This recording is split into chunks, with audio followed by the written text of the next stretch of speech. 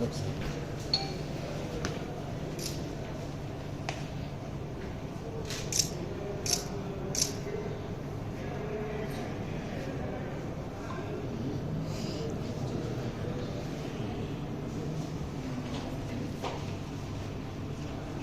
to the State Election Commission, because that is to be treated as a casual vacancy.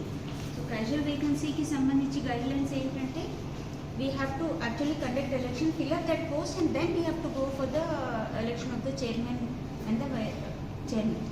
So అది మేము మళ్ళీ ఒకసారి state election కమిషన్కి ఇది ప్రస్తుతం ఉన్న పరిస్థితి రాసి పంపిస్తాం.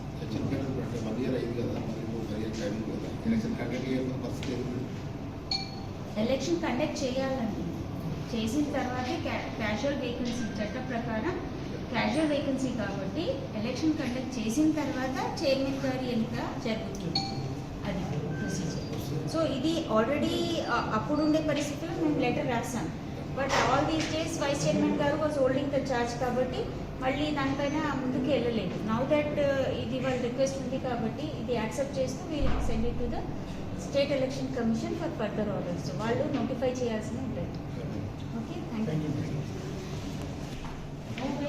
స్పెసిఫికలీ చైర్మన్ గారే సైన్ పెట్టేది ఏం ఉండవు, and there is no post. So it will happen whatever the works they have sanction council, that will be happening, and as a vice chairman will be there. Will be vice chairman. స్టేట్లో మొత్తం మాది different case అయిపోయింది sir. Right to the State Election Commission, so they can clarify the complaints to request money. Earlier we had forwarded, but there was no further guidelines on that. Kabatti further orders kuda em ivalledu. Ippudu malli sartho maatladam. Thank you. మేము అప్పుడే 2 గంటలకే అన్నాం. మేము voice ఇస్తామండి గిలేలు రాజు ఆదిత్యులు ఆరేసి.